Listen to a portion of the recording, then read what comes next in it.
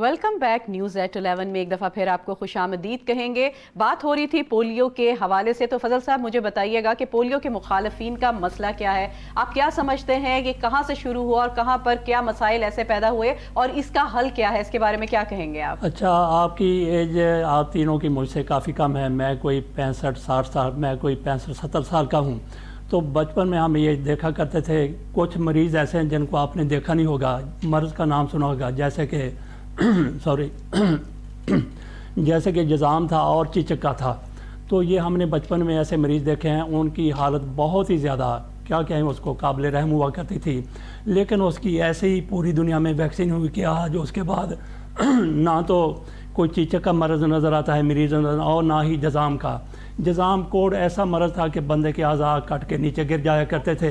तो इसी तरह से हमने ये भी देखा कि कुछ बच्चे पैदा होने के बाद भी वैक्सीन उन दिनों में नहीं हुआ करती थी, और लंगड़ाहट उनमें होती थी, अपाहज हो जाते थे बाजुओं से, टांगों से। तो उस हवाले से पोलियो का मर्ज़ उसको कहा जाता। तो पोलियो के लिए फिर वैक्सीन ईजाद हुई। तो एक अरसा हो गया है जब से पोलियो की वैक्सीन पिलाई जा रही है, तो वो मर्ज़ काफ़ी हद तक वो दौर हो चुका है, ख़त्म हो चुका है। लेकिन कुछ लोगों की तरफ से ये गलत फहमी पैदा की गई है कि ये तो ख़ानदानी जैसे मनसूबाबंदी जैसा कोई मामला है, बच्चे उस तरह से अब सेहत याब नहीं होते, या कोई इस तरह के ऐसे ही खाम खा की कोई गलत बातें इस बारे में फैलाई जो बिल्कुल बेबुनियाद हैं। लेकिन वहाँ यहाँ पे हमने करना क्या है कि जो लोग इस चीज़ को इस तरह की बातें करते हैं कि ये नुकसानदेह है, बीमारियाँ पैदा करता है, उनको किस तरह से हमने कौमी धारे में लाना है, उनको किस तरह से समझाना है, उनके लिए किस तरह से हम आगाही मुहिम शुरू कर सकते हैं। मैं समझता हूँ कि उनको समझाने के लिए बंदूक की ज़रूरत नहीं है। उनको आप गिरफ़्तार कर लें, कैद कर दें, तो ये कोई हल नहीं है। उसका हल यही हो सकता है कि आपके उलमाए कराम उनको राग़िब करें, मायल करें, उनको समझाएँ। और इसके अलावा जिस तरह से काउंसलर हैं, जिस तरह से MP हैं, जिस तरह से MN हैं, अपने अपने हल्के में छोटे छोटे वो ग्रुप बनाएं अपने नौजवानों पर मुश्तमिल, जो इस तरह की आगाही उनको दें। इसके अलावा इसका कोई हल नहीं है। उनको आपने समझाना है तो समझाने के लिए डंडे की ज़रूरत नहीं है, उनको आपने अच्छे तरीके से मायल करना। मेरा ख्याल है कि अगर हुकूमत इस तरफ तवज्जो दे तो इन लोगों को आसानी के साथ समझाया जा सकता है, मनाया जा सकता है। और ये पोलियो का ख़ात्मा होना बहुत, अगर आप पोलियो का ख़ात्मा पाकिस्तान से नहीं कर सकेंगे तो फिर आप पर पाबंदियाँ लगेगी। कैसी पाबंदियाँ लगेंगी? पाकिस्तान तो पहले ही इक़्तिसादी तौर पर कितना ज़्यादा कमज़ोर है, मज़ीद पाबंदियों का पाकिस्तान बिल्कुल भी मुतहम्मल नहीं हो सकता। इस हवाले से हुकूमत को अपनी कैंपेन मज़ीद बेहतर करने की ज़रूरत है। जी, तो आसमा आप बताइएगा, जिस तरह डिस्कशन हो रही है पोलियो के हवाले से, तो आप क्या समझती हैं, इसका हल क्या है? देखिए जी, सबसे पहले तो ये बहुत ट्रैजिक बात है कि सिर्फ अफगानिस्तान और पाकिस्तान में तो कंट्रीज रह गई हैं जहाँ पे पोलियो इस वक्त है। और ये सिर्फ हमारे लिए नहीं, ये ग्लोबली लोगों के लिए बहुत बड़ा चैलेंज है, क्योंकि ये बीमारी बाकी दुनिया में रेडिकेट हो गई है, खत्म हो गई है, वहाँ पे नहीं है। लेकिन हमारे पास इसके वंस इन अ वाइल अभी भी पेशेंट्स है, और ये अभी यहाँ एग्जिस्ट करती है। ये पानी से ट्रैवल कर, पानी से ये ट्रैवल करती है, और हम इसके ऊपर काबू नहीं पा सक रहे हैं। अब इसकी वजह क्या है? देखिए जी, जो भी इस किस्म की एक होती है ना, जहाँ पे बहुत सी कंस्पिरेसी थ्योरीज आपको काउंटर करनी पड़े, जहाँ के लोगों की परसेप्शन आपको काउंटर करनी पड़े, जहाँ लोगों के अपने बनाए हुए अंदाजे आपको काउंटर करने पड़े, वो चीज एक once in a while layer की नहीं होती। हमारे पास अभी कैंपेन स्टार्ट हुई है, एक एक्सीडेंट हुआ तो हम बात कर रहे हैं। हम कितनी बात करते हैं इस पे, या इस तरीके से हमारे पास मीडिया पे कितनी बात होती है, या हमारी गवर्नमेंट इसको कितना सीरियस लेती है। बेचारे आई कॉम्प्लीमेंट ये जो पोलियो वर्कर्स होते हैं, जितने डेडिकेशन से ये काम करते हैं, जितने खतरों से ये गुजर के क्या कहते हैं, ये डिलीवर करते हैं ये दवाई इन बच्चों को, उनको मैं बिल्कुल कॉम्प्लीमेंट करती हूँ। उनके लिए I am all applause for them. मगर हम इस बात में अवेयरनेस कितनी क्रिएट करते हैं, कितना हम लोगों को बताते हैं कि ये चीज कितनी ज्यादा सिग्निफिकेंट है, जरूरी है। एक मामला जो है वो एक जगह पे आके फंसा हुआ है जहाँ पे लोगों की परसेप्शन एक डेवलप हो गई है, एक गलत परसेप्शन डेवलप हो गई है, जो उन्हें भी खतरे में डाल रही है, उनके बच्चों को भी खतरे में डाल रही है, उनकी सराउंडिंग को भी खतरे में डाल रही है। ऑन टॉप ऑफ इट, ना सिर्फ मुल्क बल्कि ग्लोबली लोग इस बारे में कंसर्न है कि ये दो मुल्क क्यों इस बारे में कुछ प्रोडक्टिव हल नहीं कर सके। और जब पूरी दुनिया ने कर लिया तो इसका मतलब है कि ये डुएबल है, इट्स नॉट अनडुएबल।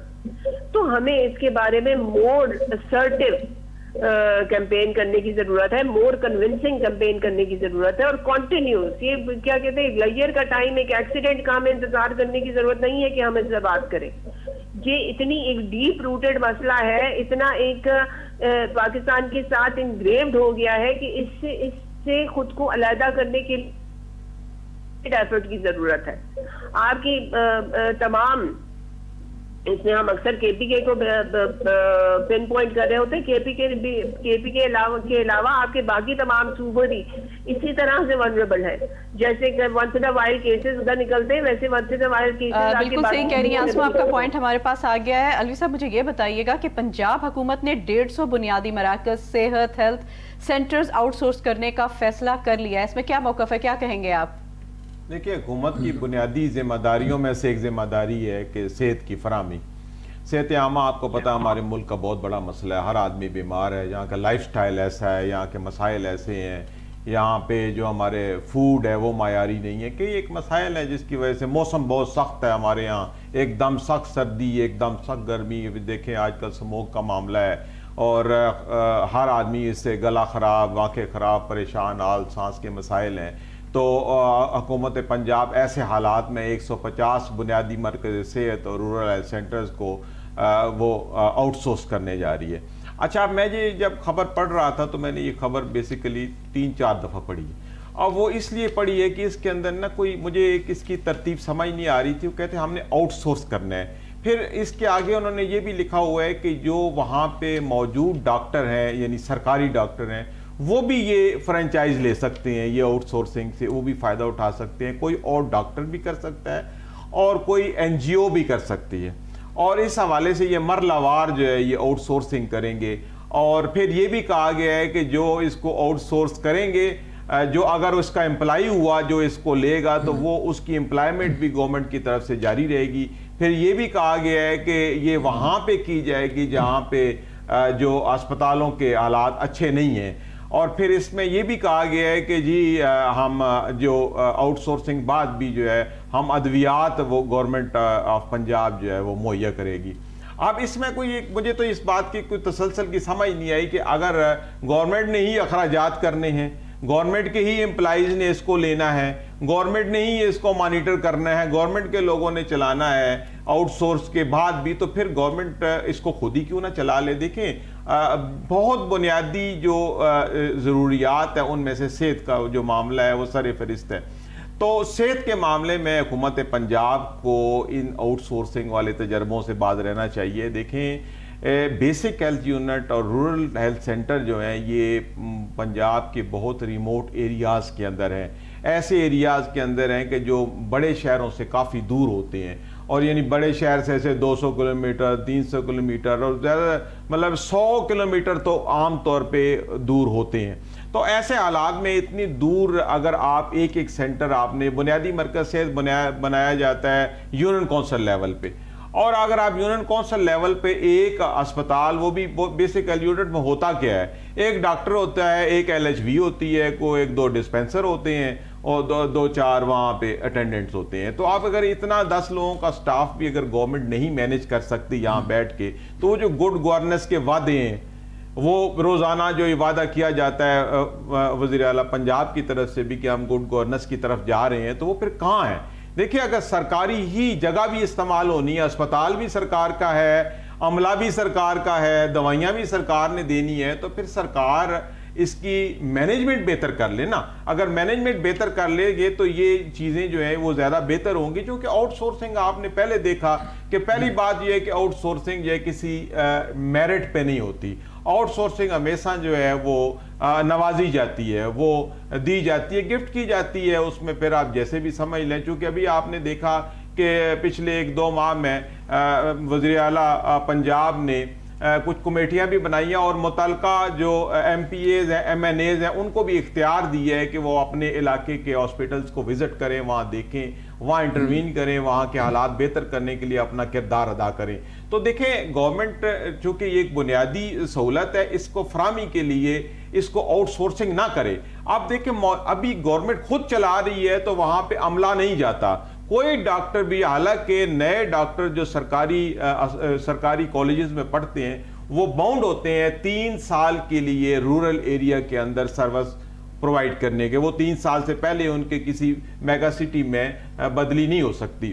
تو دیکھیں ایسے حالات میں بھی وہ چھٹی لے جاتے ہیں, چھٹی لے کے گھر بیٹھ جاتے ہیں, وہاں پہ سروس نہیں دیتے. جب RAD-BHU RHC کے اندر ڈاکٹر تعینات ہوتے ہیں لیکن ڈیوٹی نہیں کرتے, تو گورنمنٹ کے پاس اگر انفراسٹرکچر بھی موجود ہے, اسپتال بھی ہے, عملہ بھی ہے, ادویات بھی ہیں, تو پھر بات تو صرف مینجمنٹ کی رہ جاتی ہے نا.